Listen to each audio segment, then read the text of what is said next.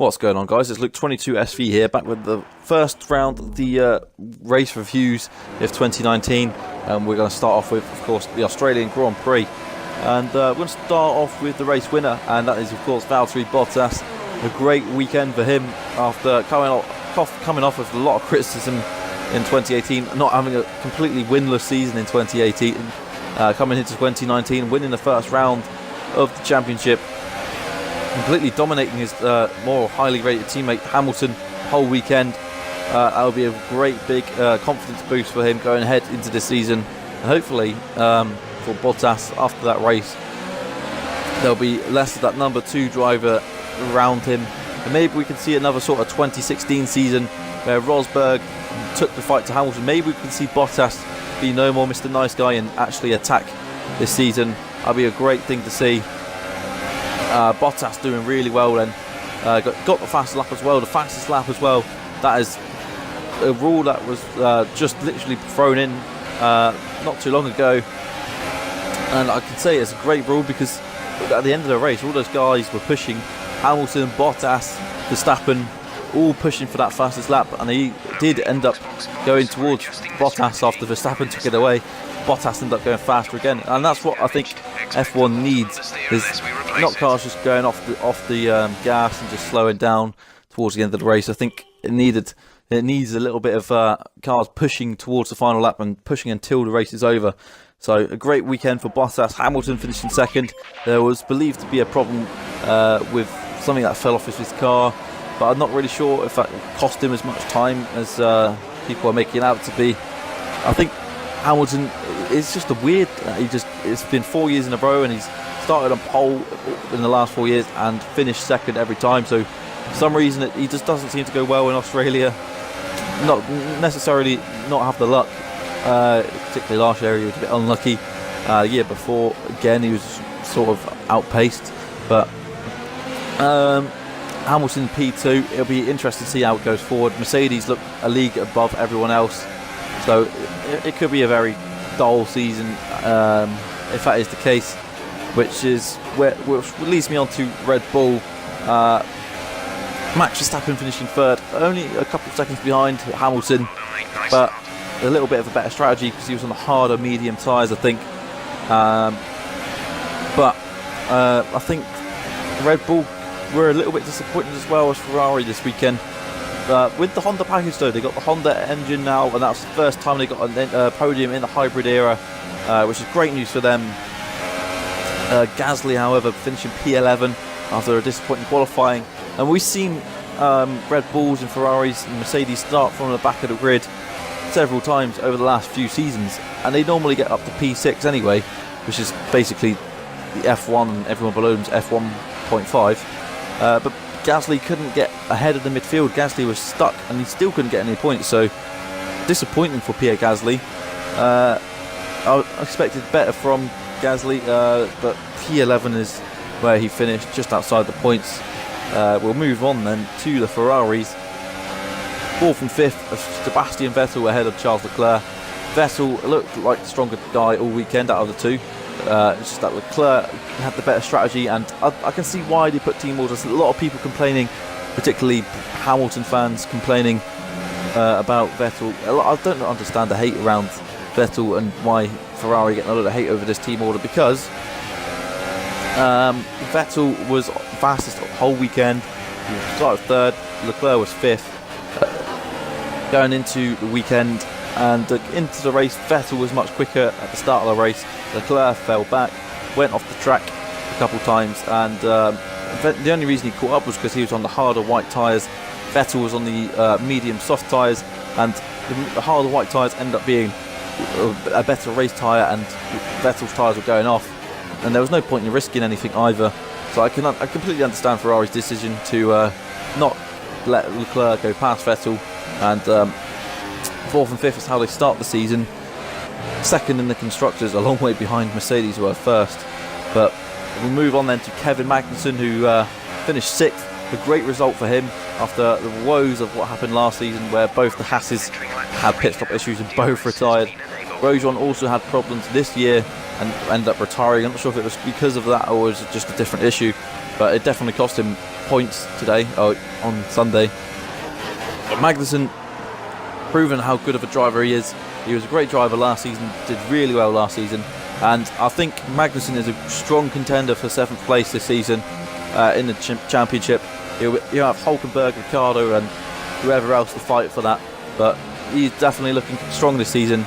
And well, if he does well, could he potentially be on the radar for Mercedes or anyone like that? But who knows.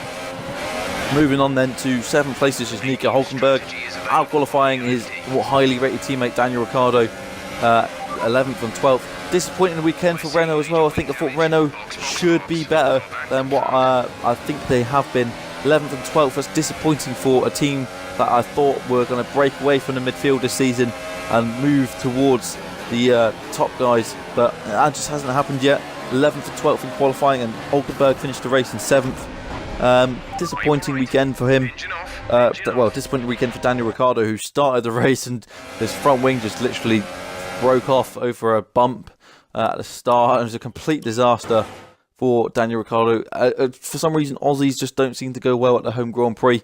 I think the highest has been Mark Webber, who might have finished 4th once, but he definitely finished 5th in the Minardi. But Aussies just can't seem to get any luck at the home Grand Prix. Ricciardo got on the podium once and then ended up getting disqualified. It just seems to be a bad errand for him.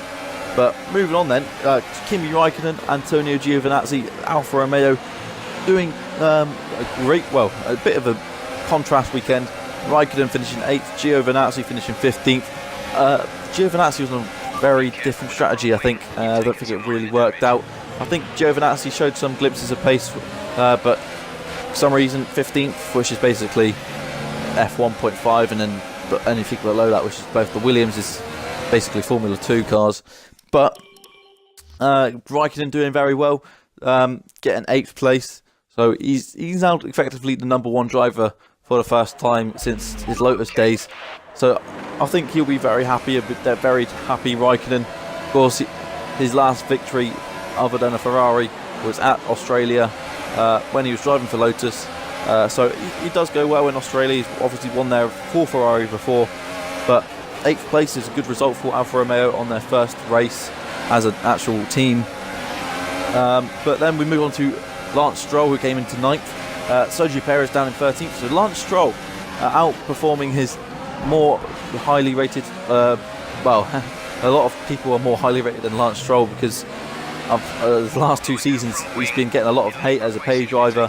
He obviously brings a lot of money into Formula 1, and basically his dad bought him 2 seats. He bought him, basically got him a seat at Williams, and now he's got him a seat at Racing Point. But Lance Stroll came 9th, so doing very well on his debut, out racing his teammate. So good points for Racing Point. It's so hard to tell who's going to come up on top at the end of the season, because Racing Point looked good, Haas looked good, Renault looked good, Alfa Romeo looked good, Toro Rosso are there as well, and yeah, Williams aren't there, but we'll move on to them shortly. We've got Danny Kvyat, who on his return to Formula 1 got a point, fought off Pierre Gasly in the Red Bull. So who knows, could Danny Kvyat get swapped again with Pierre Gasly? Maybe not, but Danny Kvyat, a great return.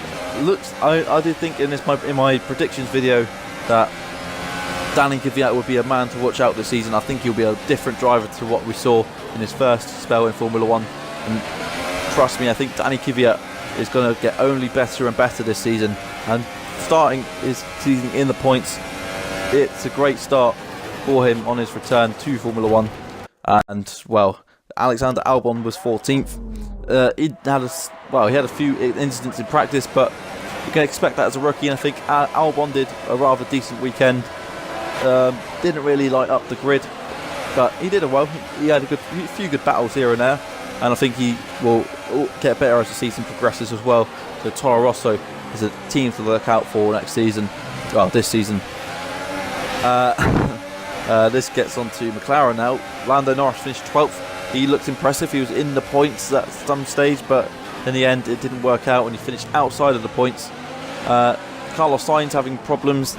in qualifying, getting held up on his lap by Robert Kubica with a puncture, so it wasn't really Kubica's fault as such, but Sainz ended up having an engine failure, so Renault got to look out for that.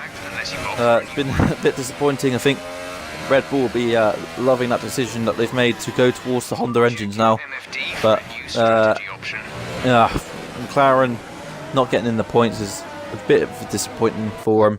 Currently 9th and 10th is McLaren and Williams, two of the best constructors in Formula 1. Well, two of the constructors with the best history, 9th and 10th. So it hurts to see them down there, but it is what it is. Norris 12th. I think McLaren can still get some points. They still look like they can be there with the midfield. So I think McLaren haven't shown their true potential yet. Lando Norris had a good race, good qualifying, but just finished outside the points. It was very tight, that midfield battle, and I think it will be all season. And now then, moving on to last and definitely least, it's definitely the Williams team. Kubica, I think, ran into Ricciardo's front wing at the start of the race, which led to him being way back. George Russell was racing on his own pretty much for the entire race, so it was a rather frustrating day for the Williams team, and I'm not really sure if it's going to get any better this season. With the least funds, I think Williams could be heading towards the likes of what Tyrrell headed towards, likes of what Brabham and Lotus headed towards. I don't think Williams have a very bright future. His last season was bad. They only had 5 points. I don't think they'll get any points this season. I think they'll end the season with 0 points. Kubica, it's great to see him back in Formula 1, but had a few incidents as well. I don't know. I think it's good to see him in Formula 1, and it's just a shame that he's going to be coming 19th or 20th every race, really. We're just going to be finishing at the back. But there we go. What will happen in Bahrain next time out? Hopefully it will be a bit more exciting at the top. It's frustrating at the moment, Formula 1. I might do a video on why F1 is frustrating, but it's because the midfield is just so close, and then you've got the top guys that are, well, it's just Mercedes, and then Ferrari, and then Red Bull. It just seems to be like that, and it needs to change. I know it's not Mercedes' fault that they're better than everyone else. It's just that it needs to be changing. You can't just have the same team at the top all the time, because it's just going to get boring. And it's not complaining about Mercedes winning all the time. It's just, well, it is, but it's just because they're doing a better job than everyone else, and that's not their fault that they're better.